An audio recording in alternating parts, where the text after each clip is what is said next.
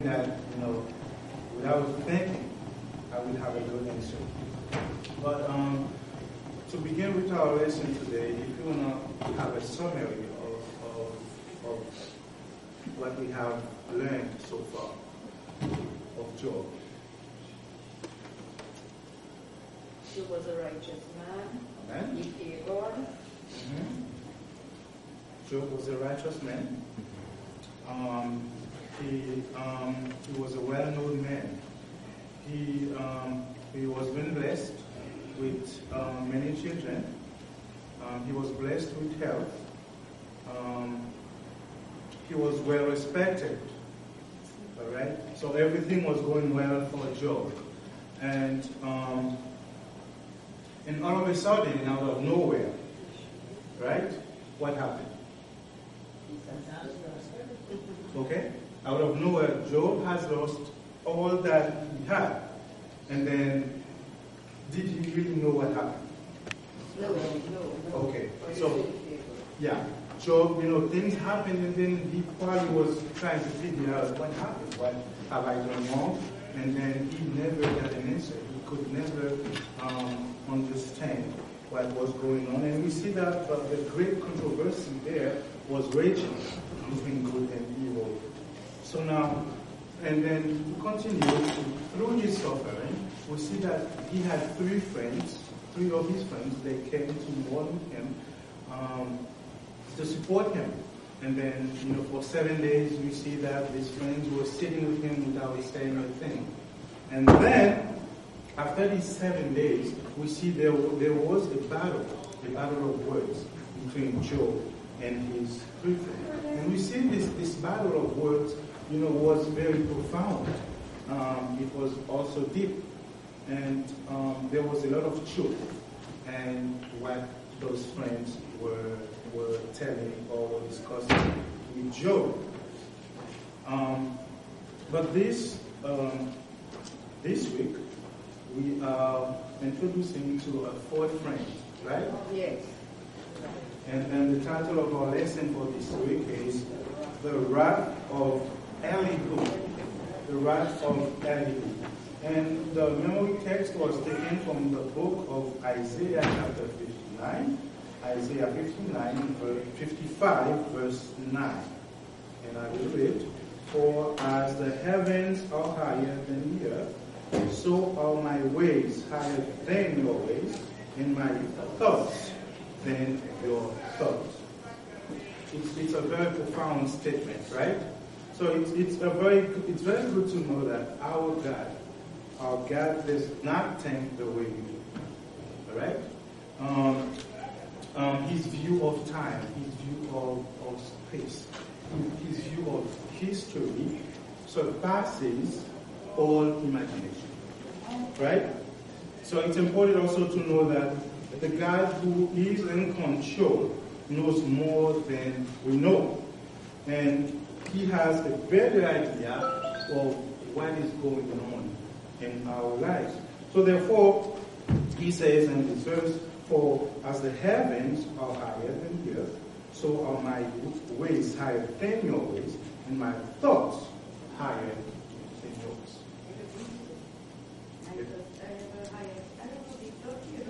I don't think in advance, You also have been thinking. Yeah. So do you think it could be higher than what God is thinking? Good. It could be. Okay. Not even close.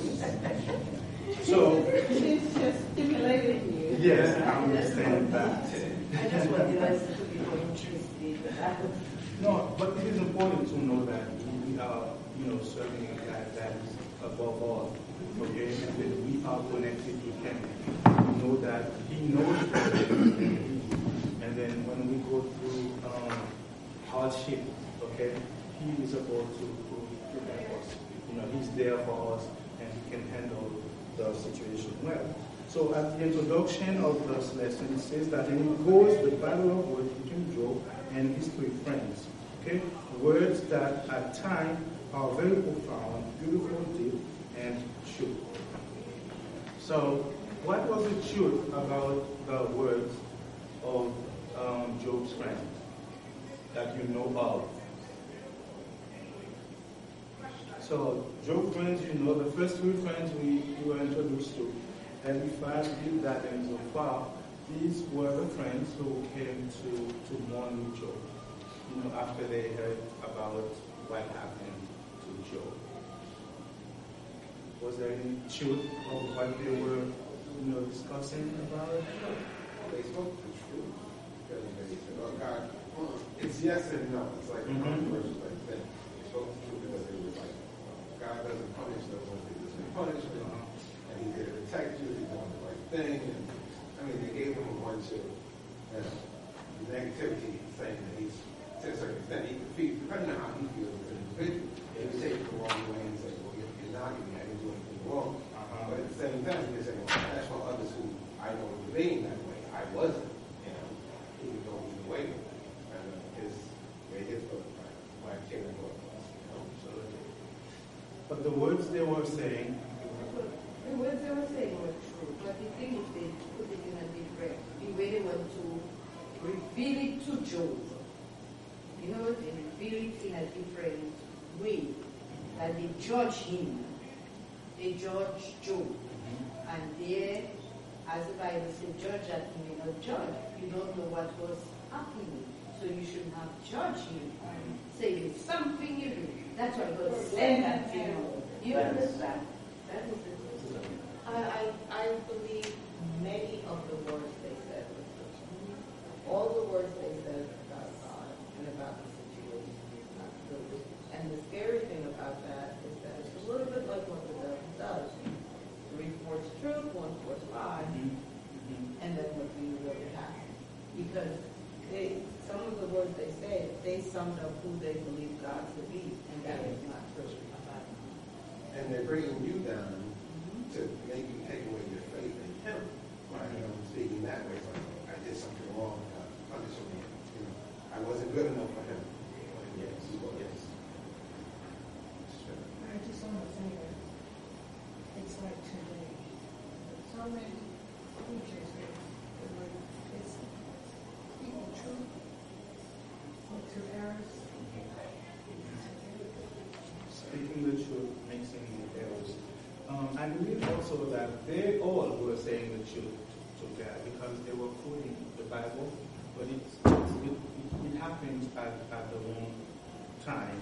So it was not at the right time when they were quoting these verses. If you read Proverbs chapter 10, if you can help me with that. Proverbs chapter 10. We're going to read a few verses, Proverbs 10 and Proverbs 17. If you could participate. Read Proverbs chapter 10, verse 19. So we should speak wisely at the right time.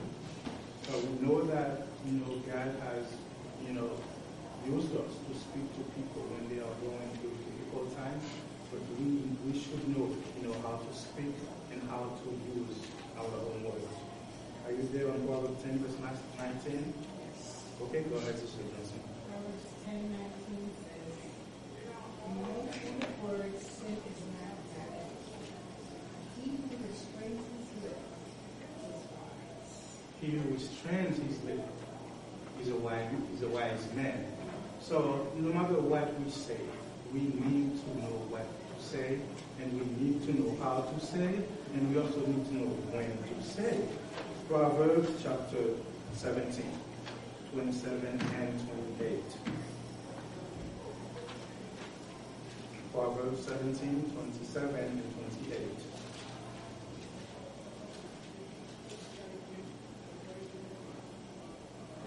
A man of knowledge gives his word with strength, and a man of understanding is even tempered.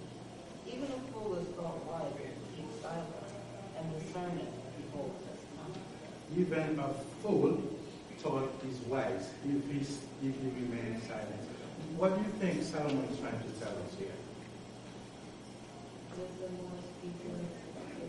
To listen more and to speak less. Any other thing? Brother I David? read somewhere in Psalms that says, "Be still and know that I am God." Uh-huh. I always look at the life of Christ. What would Jesus have done? You know, and we look at these three friends, and then later on we had Elihu came into the picture. And instead they were supposed to be lifting up their friend in prayer. Comfort. They were trying to find a reason why he was suffering. And maybe they thought, you know, he sinned and did so many wrong things. But if you look at the life of Christ, remember the lady caught in the act? Look at Christ. Christ stood down to her level. And he said, neither do I condemn you. Remember Christ? He had all the right to condemn her. Because he never sinned. But he said, neither do I condemn you. And I think there's a lesson there for all of us. Yes. Yes. So the life of Christ is an example for us. You know, when we look at Christ, how he exemplified himself, okay, in the presence of this woman, you know, who got caught. So we could say that Christ had mercy on him. And he used the right word at the right time. And then we know that God has called us from darkness to light. And if you wish, God has called us to be counselors too, right? So we should always have a word of encouragement to those who are going through hardship. And then not only hardship, sometimes as servants of God, as Christians, people, you know, would come to us. People would come to us and ask us for advice. How should we respond? Okay? How should we respond? Because they rely on us, they know that we always have, you know, a wise word to say. It's not only when they're going through hardship. If a young person comes to us and asks us for advice as adults, so we should be able to use the right word. Okay? Not to bring down. When a young person is messing up, sometimes, you know, they could look, you know, up to us and see how, you know, they could, you know, come back. So it's important to understand and to apply this in our lives. So on Sunday lesson, it says the miserable comforters. So it says that some friends could make our lives miserable, right? So we're still talking about the three friends of Job, and then when we're going through hard time, when we're going through hardship, and then they think they are comforting us.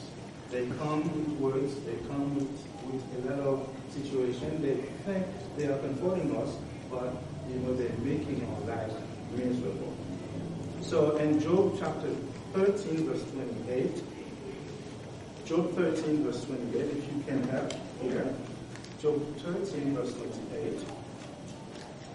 What did they say in this? These are Job's friends. The miserable comforters.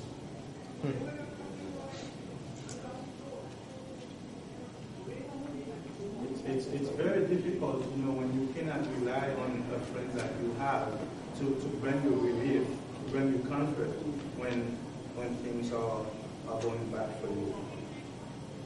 You know, it's very hard, you know, to see how they would name you as a friend. Miserable comforters. Do we want to be that? No. Okay, let us read Job 13, verse 28. If you find it. So a man decays like a rotten thing, like a garment that is Okay, and what about Job 15? Job 15. Did you find it, Sister Amber?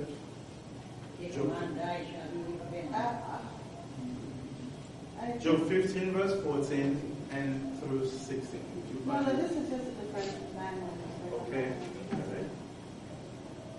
I just want you guys to participate for me. These are the texts that was given to us.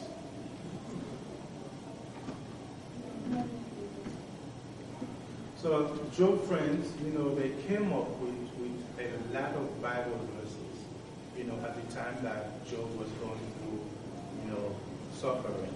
So they came up with these Bible verses. You know, they thought they were, you know, comforting Job. And they thought they were going to bring relief to him.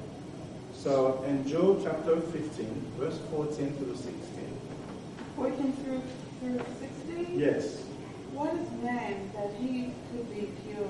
Uh-huh. Or one born of woman that he could be righteous? Uh-huh. If God places no trust in his holy ones, if even the heavens are not pure in his eyes, Uh-huh. That's it. 16? Yes. How much less man, who is vile and corrupt, who drinks up evil like water. Okay. So it was his friends trying to blame Job. Okay. Because at the beginning the book of Job tells us that Job was a righteous man, and then now they're using the same quote now against Job to say that what is man that he can be pure. So sometimes we have to be careful too. Sometimes, Brother Dev. Yes, brother. I think it was Elihu that was quoting these words. Mm-hmm. Now, he actually didn't, the way he spoke it, he was referring directly to Job. Mm-hmm. He wasn't speaking like that includes humanity. Because he said, who is man that is born of a woman? That is pure and things like these. But he's not including himself and his friends. Because all have sinned and come short. Yes, that is true. And he was directly quoting it to Job. In other words, we are all affected by sin. Yes. Yes. But they was looking at it from their standpoint. They were there purely maybe to judge him. Uh-huh. And the reason he was suffering. But don't we do that, brothers? Question. Oh, yes. When we see our brother or sister suffering, we might say, Yeah, we Yeah. try to come up with some Thank you. reasonable. Yeah, we might, it's a lesson for us. We might have the right thing to say. But how do we know to speak it? Or when to speak it? And I think we should pray and ask the Holy Spirit to guide us, to lead us. You understand? Because sometimes we might say it the wrong time. Exactly. All we have to do, like the refrains of Job, the 7 days, talking. Okay. So at the end of this lesson, it says that to them, what came upon Job had to be just punishment of his sin. And then the lesson says none of them could understand what was going on. And then it says that they were speaking from a very limited perspective, which all humans have. It says that the lesson from the book of Job, it is that we as humans, we need humility when we profess to talk about God and the working of God. We might know some truth, maybe even a lot of truth, but sometimes, as we can see with these humans, we might not necessarily know the best way to apply the truth that we know. I So, like that word, brother, humility. Humility. Humility is the word. Humility is the key word. Yes, yes. So now, after his three friends, battled with him over words, over his unrighteousness, now there is a fourth person that was introduced to us. Who is that? Elihu was the fourth person that was introduced to us in this lesson. It says that Elihu's speech promises to be different from older friends because he was young in years. Okay? He was a young man who was sitting down. We don't know, for how long, if he came in with the three friends. The story doesn't tell us if Elihu presented himself with the first three people who came up. But the story tells us that Elihu heard what was going on, and he was very upset. Elihu was very angry about what was going on. And he needed an answer. He needed an answer. So, in Job chapter 32, verse 4, it says that because they were years older than Elihu, he had waited to speak to Job. So he was paying attention as a young man. He followed the discussion. He followed what was going on. And he waited for his turn so he could speak. So he had heard the long discussion, and then he was not satisfied with what was going on. So when he appears on the scene, there seemed to be a breeze of fresh air. Okay? So when Elihu's presence was there, all of us thought that, he was going to bring relief to Job, for what the older friends were doing. But he falls in the same theological trap of retribution theology as Job, other friends. So his words are very angry, very hurtful, and characterized by spiritual pride. Spiritual pride. So Elihu was a young man, right? He was a young man who followed all the procedure, and then he waited for his turn, to come in with his command. So, what do you think? Should we introduce young people into our church or into the leadership of the church?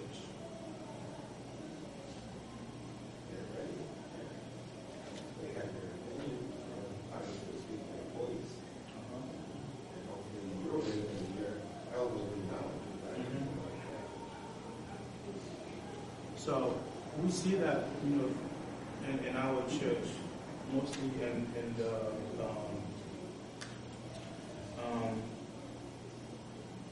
worldwide, we see that the young people are really not involved in the leadership of the church, right? So there is like a generational conflict, okay, between the millennials, the young people, and those who were there before the year 2000.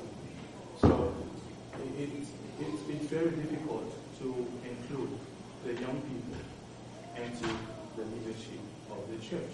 Is there a reason why? Is there a reason why you don't see that many young people? They're not eager to give their point of view. They're always younger people. We're more.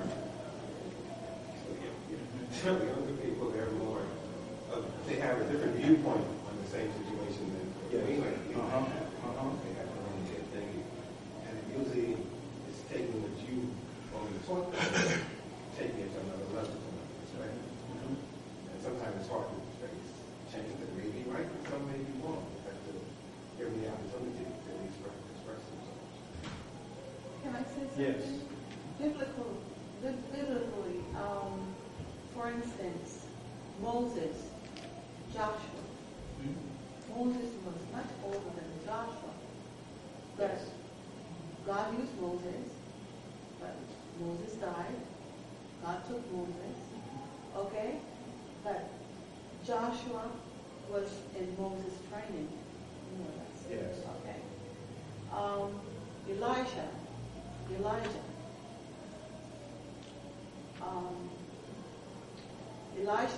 Elijah was Elijah's student. Yes. God took Elijah, and Elijah left, and he used Elijah. Yes. Right? So the young still have to learn from the old. Yes. I mean, godly, Yes. being God-fearing. But God has a purpose also for both. I mean, whatever age they're in.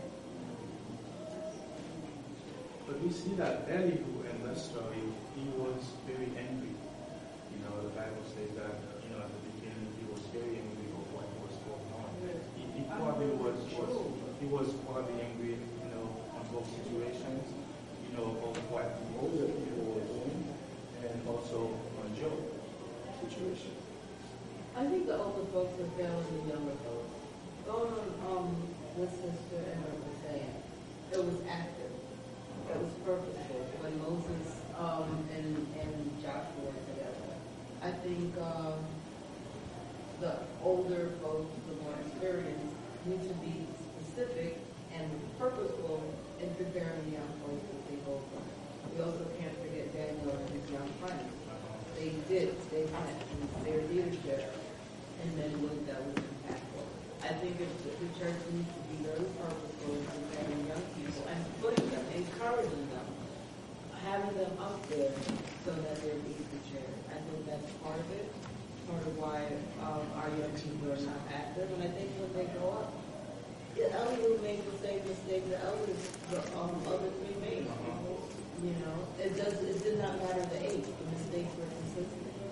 So just like we're prepared for the older folks to make mistakes and to continue forward, we have to be prepared for the younger folks to make mistakes and continue forward. One question, one thing comes to my mind once again. Elihu was, the Bible says, the song tells us that Elihu was sitting down, he was following what was going on. So he was following the older folks, banging on Job. So do you think that it was an influence? At least, Elihu was young in mind, so he probably was influenced on how they were treating Job. So he probably came up with that idea. So older folks probably, the young people, they look to us sometimes. Well, what's interesting is they apparently influenced them, but verbally he put them down and that they had not done what he felt they should do. So even though sometimes it's not conscious, like in this case, he did exactly what they did to some extent. It just took a longer time to do it. He had, 6 chapters? So that's the other piece that's important, that subconscious influence, that they sit there, they're thinking in. Yeah. So he thought he had not been, but he had influenced by the Holy Okay. What I wanted to do was the Bible says, train up a child in the way he should go, and that does not only apply to home. I would like to use it apply to the church. So you train them up from young, you get them involved from a young age, because sometimes when young people, as they grow up from childhood in the church, they're not participating in activities in the church, and so when they grow up, they lose interest in whatever is happening here, and sometimes they feel as if nothing that they have to offer is willingly accepted in the church, and so that they lose interest in worship. Sometimes they even lose interest in the church itself. And then another thing, being a young person myself, is that sometimes with all the technology and everything and the education that we possess, sometimes we think that we know better. Sometimes we feel that, okay, the approach that the older people are using in church is too old-fashioned. We can do it better. But if we check looking at the story with Job, friends, and Elias, it's like the same thing. It all comes back to the same thing. So the way the old folks are doing it and the way he was saying it, it all is the same thing. So sometimes we think that the old-fashioned way is outdated and we can do better, but when we look at it, it all comes back to the same thing. So he was angry because the older folks were saying something, but he was saying the same thing. It's no different. It's no different. So there was, influence. It was influential. So what we do in church? Can I ask a question? Do you think that all the older people can learn from the younger people? Question? Those people can't teach us anything. We've been around. What are they going to tell us that we haven't done? Whatever they're going through, we already went through it, and we already learned from it. Do you know how long these hairs been upon my head? Yeah. I was not born yesterday. Yes. But, Ellie, who continues right now on Tuesday lesson, he now was, defending God.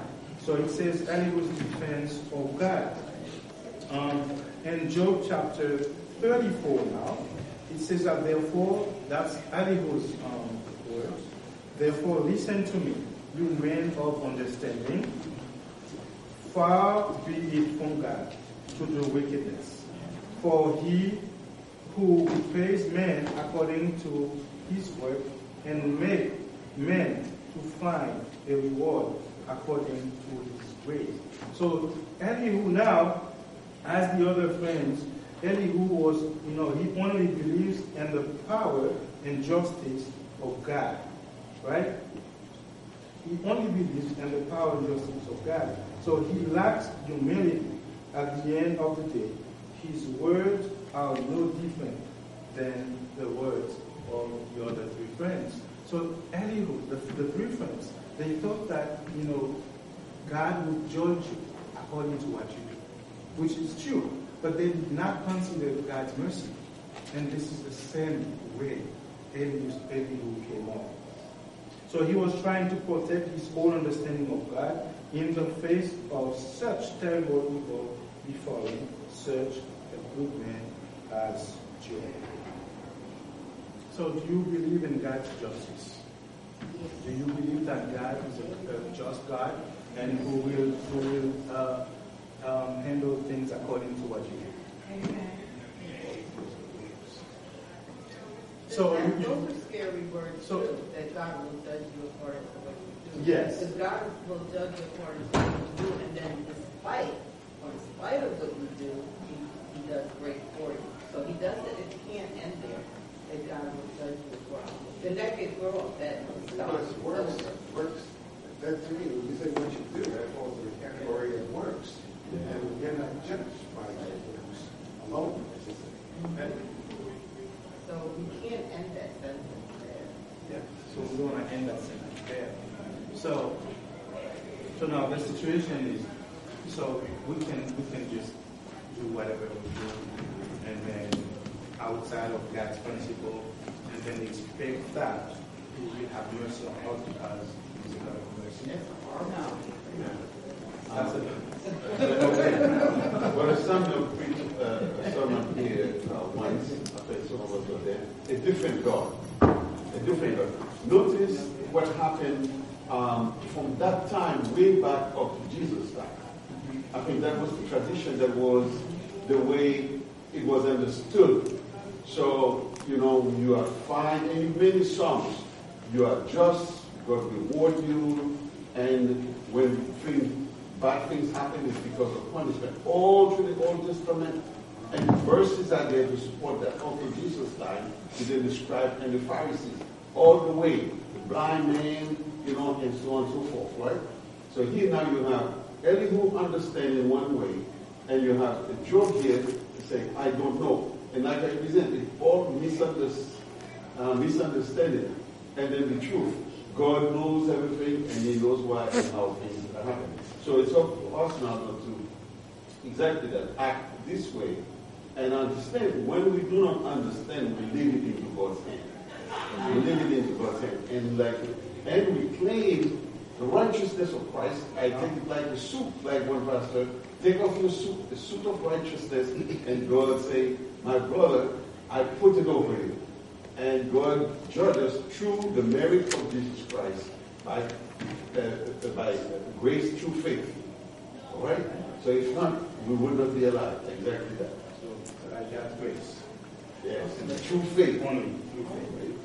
But each person is given, basically, only a certain amount of faith. So each person will interpret God's will. You won't take it, but he's giving you the ability to only go so far. But that's when each one is given their own faith to help others go in their faith. You're told to take your gift and help others to help them achieve their gifts, help grow in their faith. So when we accept them, we accept that responsibility. Go to all nations to baptize. Spread the word and help to grow. And it doesn't have to be, you can't, without money, you can't get to go out that far. It starts at home. It starts in listen in the circle. And it grows. The way sometimes I see it, when it is said that each person is given a certain amount of faith to handle things. It seems like there is a God for everyone, or it's not one God for all. Because there is a situation, for each person. It seems like it's not one God for all, but it's a God for each. It's one God. It's almost like a math problem. You're a fraction of the whole picture. And you are having a little piece that makes the whole puzzle. That makes God who we help to spread his gospel. And you're one part of this, he's another part of it. And together you bring out you speak what you say. Okay? Yeah, we were talking about God's mercy and his justice. How do we view in that way? How do we view God? That is actually a very powerful and really important question, because everything is based on how you view him. It's based on that relationship. Because there are those who are always going to go towards, his mercy or his justice. There are those who are always going to be pulled towards his justice. If you do this, and there are those who are continually drawn to the mercy. Thank you, for the first time I read all the things that Elihu was saying, and it is us. Those negative thoughts, we take them and we rephrase them in different ways, but this view of God and the fact that something that we do is what's going to make the difference, we have nothing to do with it. We have to continually understand this gift and this mercy that God has given. And we don't. We're always inserting ourselves in there and what we do. And what he's trying to tell us is him. It's him. And first we have to accept how totally and completely it's him, and then we humbly start backwards. I just want to say, in the Old Testament, I think this is very best because we have the Holy Spirit. They didn't have that. The way we know. Today. We thank God for Jesus. Because, back from the Old Testament, I saw God as very rigid. Straight, And there's that power that sermon that Brother Samuel did preach. And how they're the same and how they're completely different. And how Jesus goes from that heart of stone to this heart of flesh, and what it really means to differentiate between those, yet it's still exactly the same. It's not an easy thing, and you really require humility and to go back to it. Every time you think you understand it, you got to go back to it. I mean, you can look at it, it's like a painting. You starting a painting, you're at the beginning of the painting. You constantly staying at the beginning, wondering, where are we going, Rather than looking, you do have the whole painting in front of you, telling you, this is your end result for what you believe. If you don't look at the end result, that's what counts the most, rather than, come on, let's worry about this, that, and the other thing in between. Let's get to the end. Look at the big picture instead of the small. We won't have time. So, hold it. Continue back on to Psalm 85. Answer your question. Psalm 85. As we are studying, we can read Psalm 85, and you will see specifically verse 10 that answers some of the questions of what you asked. Psalm 85.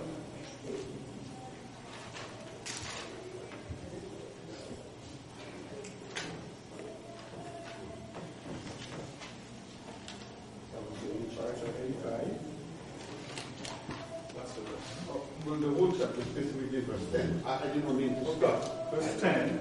read Mercy and truth have met together. Righteousness and peace have kissed. That's the verse 10. Amen. Truth shall spring out of the earth, and righteousness shall look down from heaven.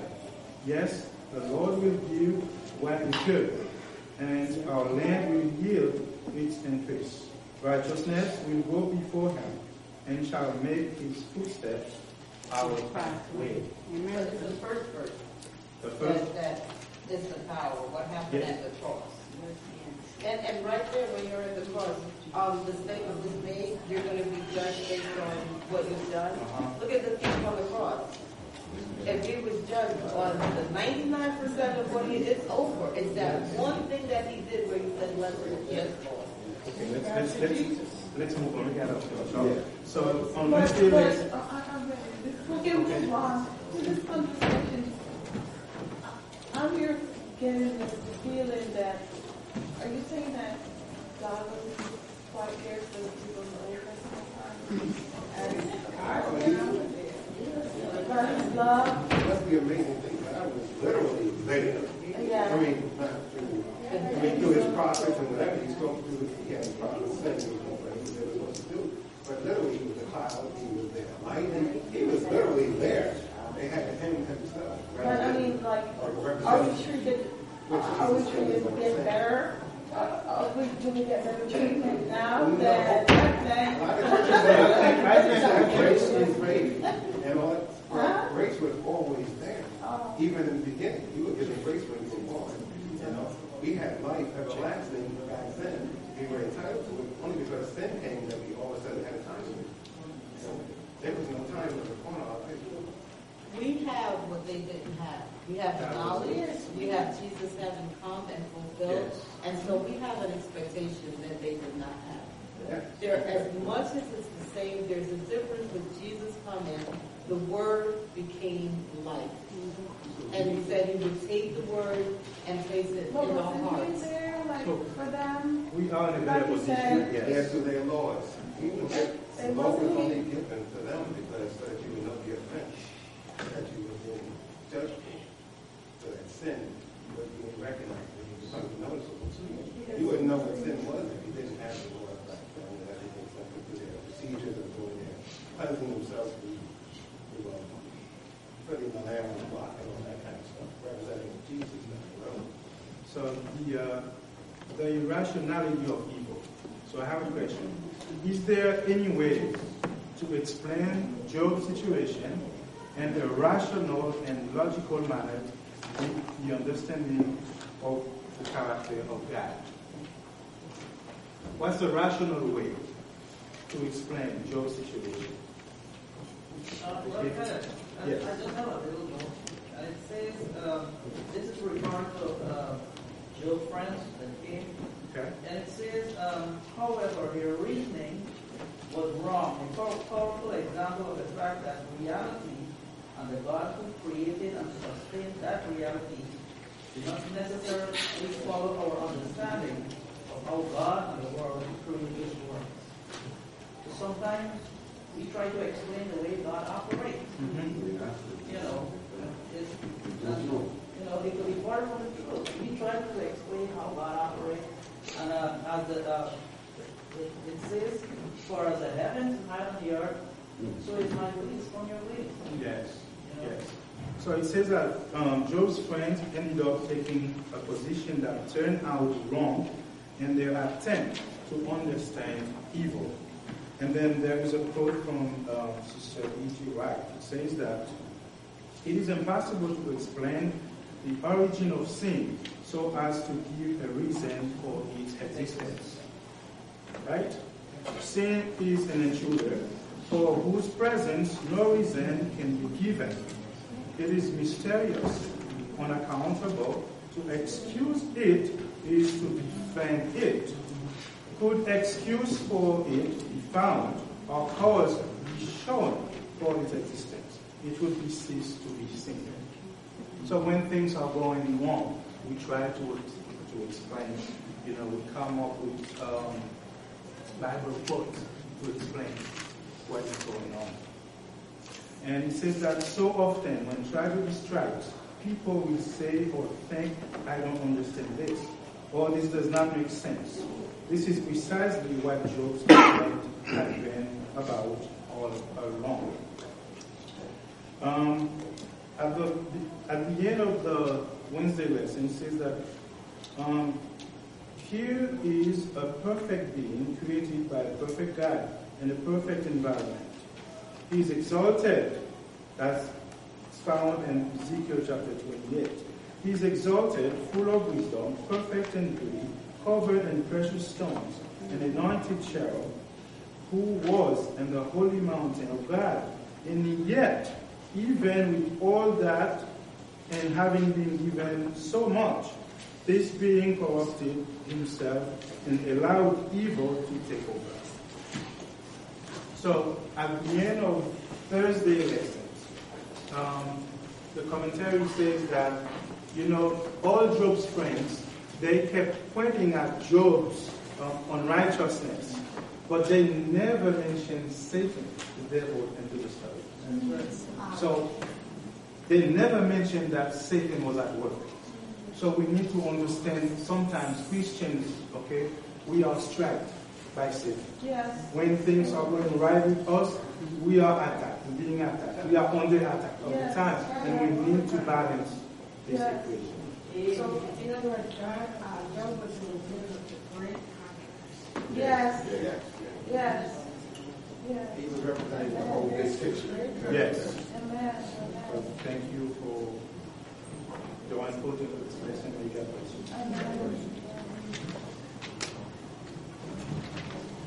Good morning. Good morning. Once again to our members who just come in, the lesson is very interesting, and Brother Cadet and everybody participated as our teacher. It was really, really interesting. That's why we are asking you to please come early. Let us join in the lesson of Job, and let us get strength in what we are doing. We all stand and we turn our song to song number 10. Come, Christian, join and sing our closing song.